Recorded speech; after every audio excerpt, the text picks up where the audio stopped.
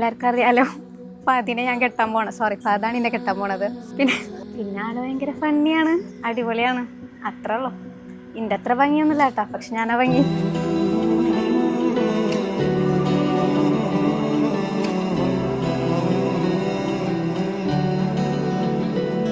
चला एक ऐसी नज़्म कहूँ जो लफ्ज़ कहूँ वो हो जाए। मैं दिल लिखूँ तू दिल थामे, मैं गुम लिखूँ वो खो जाए।